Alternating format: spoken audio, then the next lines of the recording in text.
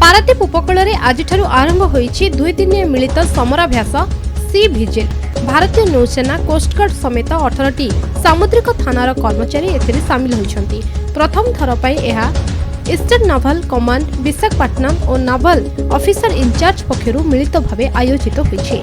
26 नवेम्बर 2008 मसिहारे मुंबई आतंकवादी आक्रमण पर समुद्र उपकूल में सुरक्षा व्यवस्था को कड़ाकड़ी करा जायछि। हठात कौनसी बाह्य शत्रु को मुकाबला करिबा पई सबु विभाग मध्यरे समन्वय रक्षा करिबा पई एही समराभ्यास करा जाउछि।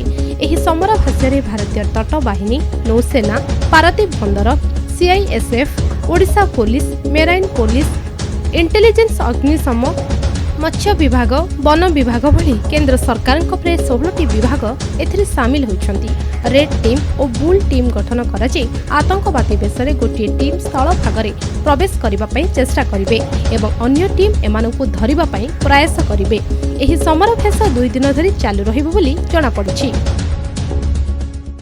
देखंतु यो जे हमर समराभ्यास ना होउछि coastal combined exercise sea vigil 2021 एथिरे 18 संस्था भाग नहीं आटा को आमर नाभाल डिपार्टमेंट ऑर्गेनाइज करुँचा ऑल ओवर इंडिया रे चली एक्सरसाइज चली। गत थर आम जो कंबाइंड कोस्टल एक्सरसाइज सागर कवच से केवल ओडिशा और वेस्ट बेंगल थिला से 2टा स्टेट भाग नहीं कि एथर ऑल ओवर स्टेट जो स्टेट गुड़ा सब कोस्ट लाइन अच्छी से स्टेट गुड़ा सब पार्टिसिपेट कर समराभ्यास जो होची समराभ्यास तो आम टे टाइम दे पार्नु कहीं आम तो पेटपणा समराभ्यास गोटे बाहरी पड़ाऊँ आम समराभ्यास समराभ्यास जी आमको शुणा मिलूँ आम जी ज्ञान अच्छी जे आमर जो हेल्पटा कराया कथा आम थाना विषय पर आम समुद्र मझे जो विपद आपद आउची कि कौन गोटे बाहर लोक पशि आसला आम देश को आमको जी रिपोर्ट कराया कथा आम देशपाई जी कर्तव्य कराया कथा आम से करुँ। समराभ्यास जो ट्रेनिंग दिखे आम से भारत नागरिक आम से न पाई भी आम से ट्रेनिंग प्राप्त।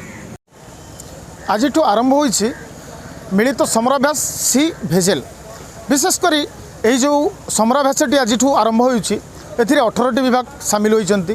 यार मुख्यतः इंडियन नेवीर सहायतार यही कार्यक्रम आयोजन करा जाइछि।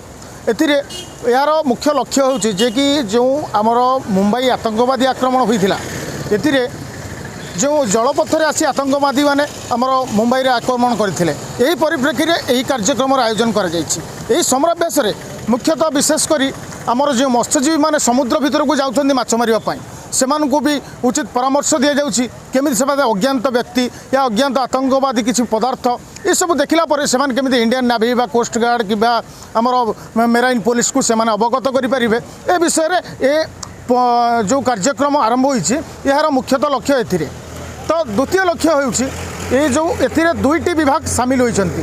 गोटे विभाग सुरक्षाकर्मी हिसाब से स्थलपथरे रहिछन्ति आउ गोटे विभाग रही जे कि आतंकवादी हिसाब से छद्म बेशरे समुद्र भितर से माने केउ मुहूर्त जलपथर आसी स्थल पथ उपर आक्रमण करेंगे या प्रतिहत करने उपरे स्थल भाग सुरक्षाकर्मी मैंने सबू जगह आमर विशेषकर पारादीप आरंभ कर सारा भारत में यह कार्यक्रम आयोजन कर तो से माने या सामिल करेंगे जो छद्मवेशी रूपक आतंकवादी आसवे स्थलपथ को प्रतिहित करने यही कार्यक्रम आयोजन कर द्वारा मत्स्यजीवी आरंभ कर आमर मेराइन पुलिस डिपार्टमेंट बाकी सबू क्षेत्र उपर देशर सुरक्षा को प्राधान्य दि जाऊँगी। पारादीप बीरजा प्रसाद त्रिपाठी, कोणार्क न्यूज।